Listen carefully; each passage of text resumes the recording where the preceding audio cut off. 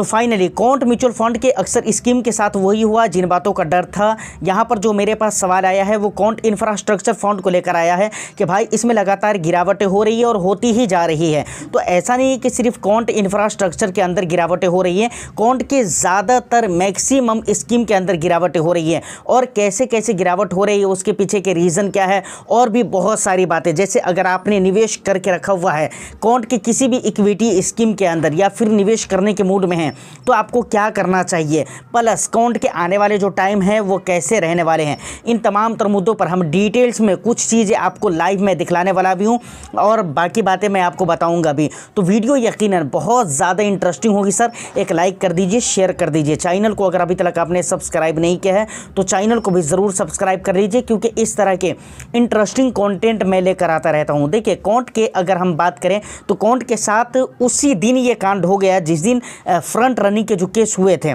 अब यहाँ पर मिस्टेक क्या हुए, देखिए किसी भी एएमसी के ऊपर फ्रंट रनिंग का केस हो जाना ये बहुत बड़ी बात नहीं है। म्यूचुअल फंड में इससे पहले भी कई ऐसी एएमसीज़ हैं जिनके ऊपर फ्रंट रनिंग के केस हुए हैं, लेकिन फ्रंट रनिंग के बाद मेन क्या चीज़ होती है पता है सर आपको, क्लैरिटी का ना आना। जल्दी से क्लैरिटी का ना आना ये किसी भी म्यूचुअल फंड हाउस के लिए बहुत ही ज़्यादा घातक साबित होता है, बहुत ही ज़्यादा नुकसानदेह साबित होता है। जैसे इससे पहले कि अगर मैं बात करूं तो एक्सिस म्यूचुअल फंड के ऊपर फ्रंट रनिंग के केस लगे थे, लेकिन उसमें भी क्लैरिटी बहुत ज़्यादा दिनों तक नहीं आई थी और लगभग 6 महीने तक, लगभग 6 महीने तक उसकी क्लैरिटी नहीं आ पाई थी। और उसी बीच में एक्सिस के बहुत सारे स्कीम थे जो अच्छे परफॉर्म नहीं करने लगे और उसके बाद उनके परफॉर्म ख़राब हो गए, रिटर्न्स ख़राब हो गए। और अगर हकीकत मानो में अगर आपको मैं देखूं तो देखिए आज की डेट में वो एक्सिस म्यूचुअल फंड के जो स्कीमें हैं, एक्सिस स्मॉल कैप वगैरह जैसे हो गए, तो वो पॉजिटिव में ज़रूर है, लेकिन हक बात अगर मैं आपको बताऊं तो वो फॉर्म आज भी नहीं है उस स्कीम के अंदर जो फ्रंट रनिंग केस लगने से पहले थी। तो ये बातें क्लियर हो गई। अब क्वांट के साथ भी यही हुआ है सर कि क्वांट के म्यूचुअल फंड जो हैं, क्वांट म्यूचुअल फंड हाउस जो हैं, उसके ऊपर फ्रंट रनिंग के केस लगे और क्लैरिटी नहीं आ पाई। शुरू में भी मैंने कहा था, जब लगा था भाई अगर क्लैरिटी नहीं आ पाई तो इसकी स्कीम के रिटर्न्स ख़राब हो जाएंगे, परफॉर्म ख़राब होंगे और इसके इन्वेस्टर्स के लिए परेशानी की एक नई घंटी बजनी शुरू हो जाएगी, और वही हो रहा है। देखिए अब अगर हम गिरावट की बात करें तो देखिए यहाँ पर कुछ चीज़ें जो बहुत ही संजीदगी के साथ, ठंडे मिजाज के साथ सोचने की ज़रूरत है, जो आपको सोचना चाहिए और उस पर आपकी नज़रें होना चाहिए। अगर आप क्वांट के इन्वेस्टर हैं तो भी, न है तो भी, गिरावट की बात है ना, ये गिरावट वोलेटिलिटी ये तो ऑल ओवर मार्केट में है, क्योंकि वो क्वांट के फंड हो, एक्सिस के हो, एचडीएफसी के हो, एसबीआई के हो या इसके अलावा किसी भी एएमसी का कोई सा भी इक्विटी स्कीम हो, वहाँ पर कुछ ना कुछ गिरावटें ज़रूर देखने को मिल रही है, चाहे वो शॉर्ट ड्यूरेशन में हो या अल्ट्रा से अल्ट्रा शॉर्ट ड्यूरेशन में हो, मतलब गिरावट होकर रखी है। लेकिन एक और भी चीज़ गौर करेंगे तो आपको पता चलेगा। जैसे मैं for example quant small cap को लेता हूँ, जैसे स्मॉल कैप कैटेगरी में आप देखेंगे तो दूसरे फंड्स हैं उनकी गिरावटें उतनी नहीं है जितनी गिरावट क्वांट की है। और ये बात अभी तय भी नहीं है कि ये बोला जा सके और ये फिक्स बताया जा सके कि ऐसा कब तक चलता रहेगा। यानी यहाँ पर एक और भी बात है कि क्वांट की स्कीम को अगर उसके पेयर से कंपेयर करेंगे ना तो आपको पता चलेगा कि अपने पेयर्स के अगेंस्ट में ये फंड जो क्वांट के फंड है ना वो ज़्यादा गिर कर रखा हुआ है। चलिए कुछ चीज़ें हम देखते हैं। देखिए फाइनली हम ईटी मनी के वेबसाइट पर आ चुके हैं। यहाँ पर टाइम ड्यूरेशन है, इसको मैं ज़रा और करीब करके लेता हूँ, मतलब 1 महीने के टाइम ड्यूरेशन में सबसे पहले हम देखते हैं क्या हाल रहे हैं इन फंड के। तो आप देख सकते हैं सबसे पहले नंबर पे आ जाता है क्वांट स्मॉल कैप फंड है, उसके बाद क्वांट हेल्थ केयर है, उसके बाद आ जाता है यहाँ पे क्वांट टेक फंड है, क्वांट टेक फंड हो गया, क्वांट लार्ज कैप हो गया। उसके बाद ज़रा और भी नीचे की तरफ आएंगे तो यहाँ पर आप देखिए, यहाँ पर क्वांट मैन्युफैक्चरिंग फ़ंड को अगर हम देखें तो यहाँ पर -8.11% का रिटर्न्स दे रहा है। उसके बाद क्वांट एक्टिव फंड का भी बहुत बुरा हाल है, 10% का माइनस में चल रहा है। क्वांट मोमेंटम फंड भी 19% के माइनस में चल रहा है। उसके बाद आप ये सारे फंड देख सकते हैं, क्वांट ESG इक्विटी फंड, समझ रहे हो। उसके बाद क्वांट ELSS है, उसके बाद quant large and mid cap है, उसके बाद ये सारे फंड्स है, समझ रहे हैं।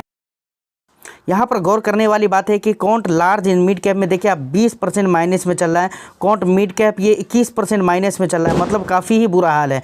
उसके बाद अगर हम ज़रा टाइम ड्यूरेशन को चेंज करें और यहाँ पर टाइम ड्यूरेशन मैं अगर सेट कर दूँ कितने का, 6 मंथ का, 3 मंथ पे पहले हम लेकर चलते हैं 3 मंथ का। तो 3 मंथ में भी देखिए यहाँ पर कुछ हद तक के ठीक है। कॉन्ट हेल्थ केयर है, कॉन्ट स्मॉल कैप है, कॉन्ट कमोडिटीज़ फंड है। उसके बाद आप यहाँ नीचे की तरफ आएंगे तो कॉन्ट टेक फंड हो गया, उसके बाद कॉन्ट लार्ज कैप हो गया, उसके बाद कॉन्ट मैन्युफैक्चरिंग फंड हो गया। यहाँ पर आप देख सकते हैं मैन्युफैक्चरिंग फंड हो गया, कॉन्ट इंफ्रास्ट्रक्चर फंड हो गया।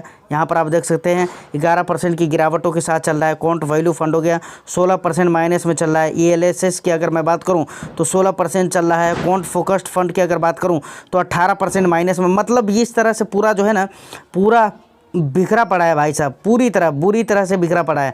इसी तरह अगर 6 महीने के टाइम ड्यूरेशन पे आप देखेंगे तो कुछ कम नतीजे आपको यहाँ पर नज़र आएंगे। देखिए कुछ हद तक यहाँ पर रिजल्ट सही है पिछले 6 महीने में, लेकिन फिर भी अगर देखें तो यहाँ पर कॉन्ट कंजप्शन फंड हो गया, उसके बाद क्या है कहते हैं कॉन्ट वैल्यू फंड हो गया, कॉन्ट फोकस्ड फंड हो गया। मतलब can't value fund, focused fund, ये सब ऐसे फंड है जो पिछले 6 महीने से नेगेटिव रिटर्न्स दे रहे हैं। अब सोचने वाली बात है, तो ऐसे में तो परेशानी होनी एकदम जाहिर। यहाँ तक आपने बहुत सारी बातों को समझ लिया होगा कि कॉन्ट के किस तरह के फंड में किस तरह के टाइम ड्यूरेशन के साथ किस तरह के हाल हुए पड़े हैं। अब बहुत ही मेन और इम्पोर्टेंट बात आती है कि आखिर ये सही कब तक हो सकते हैं। देखिए ये तय और फिक्स तो आपको कोई भी नहीं कह सकता है, कोई भी नहीं कह सकता है। जब तक क्लैरिटी नहीं आती है तब तक ये चीज़ें ठीक नहीं होंगी, समझ रहे हैं ना।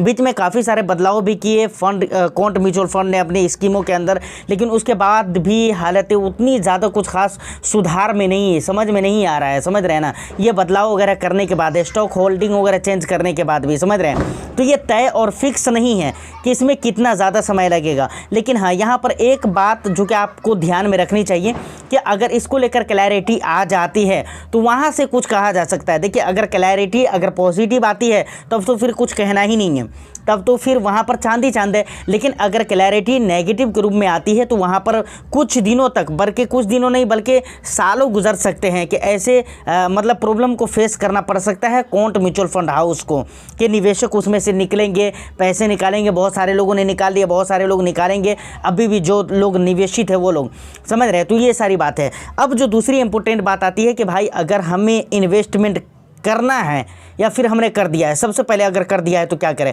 क्या रिडीम कर ले। तो बिल्कुल सर ये मुनासिब नहीं होगा डायरेक्टली ये कहना है कि आपको रिडीम कर लेना चाहिए। बिल्कुल रिडीम मत करिए, अभी इंतज़ार करिए, समझ रहे हैं ना। और दूसरी बात यहाँ पर 2 चीज़ें हैं। एक तो क्या कहते हैं कॉन्ट के लिए फ्रंट रनिंग तो एक तरफ है ही है, और दूसरी तरफ ये भी है कि ओवरऑल मार्केट में जो वोलेटिलिटी है वो भी तो इम्पैक्ट कर रहा है। तो इतनी जल्दी आपको निकलने की कोशिश नहीं करना है।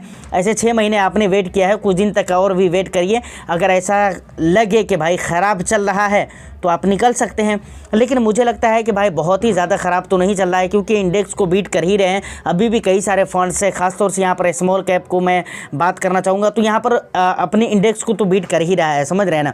अब ठीक है, बहुत अच्छे लेवल से पहले बीट कर रहा था तो अच्छे परसेंटेज के साथ अभी बीट नहीं कर रहा है, लेकिन बीट ज़रूर कर रहा है, समझ रहे हैं ना। तो ये सारी बात है। तो अभी आपको कुछ दिनों तक और भी वेट करना है, इंतज़ार करना है।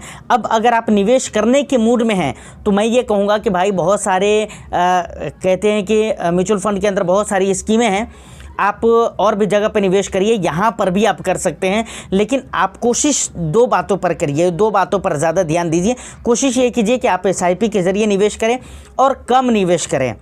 और कॉन्ट म्यूचुअल फंड के जो स्कीम आपको 1-2 अच्छे लगते हैं, बहुत ज़्यादा स्कीम रखने की ज़रूरत नहीं है। और मुझे नहीं लगता है कि सिचुएशन इतना अच्छा है कि कॉन्ट के 2, 4, 6 स्कीम लेकर रखेंगे लोग। 2, 4 ऐसा भी स्कीम कोई लेकर नहीं रखेंगे, मुझे ऐसा नहीं लग रहा है। कॉन्ट की हालत अभी इतनी भी अच्छी नहीं है। वो एक टाइम था जब 4-4, 5-5 स्कीम लोग कॉन्ट के ही लेकर रखते थे। तो फिलहाल वो चीज़ें तो समझ में नहीं आ रही हैं। बाकी इस बात पर आपको ध्यान भी।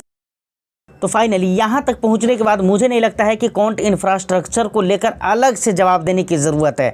मुझे लगता है कि इसी में कॉन्ट के इंफ्रास्ट्रक्चर फंड हो या स्मॉल कैप फंड हो या large and mid cap fund हो या इसके अलावा जो भी स्कीम्स हो, सारी चीज़ों के बारे में आपको बातें क्लियरली समझ में आ गई होगी। तो उम्मीद करता हूँ कि वीडियो आपको अच्छी लगी होगी। तो एक लाइक कर दीजिए, शेयर कर दीजिए। चैनल को अगर अभी तक आपने सब्सक्राइब नहीं किया है तो चैनल को भी ज़रूर सब्सक्राइब कर लें। मैं फिर मिलता हूँ किसी नेक्स्ट एंड इंटरेस्टिंग वीडियो में। साथ ही साथ एक और भी रिक्वेस्ट करना चाहूँगा, देखिए आपने टेलीग्राम को ज्वाइन किया है या नहीं किया है, अगर नहीं किया है तो कर लीजिए, क्योंकि वहाँ पर काफ़ी सारे अपडेट वगैरह आते रहते हैं। और आपके जो भी वैल्यूएबल फीडबैक है कॉन्ट को लेकर आप मुझे कमेंट सेक्शन में ज़रूर बताइएगा। All the best, thank you for watching.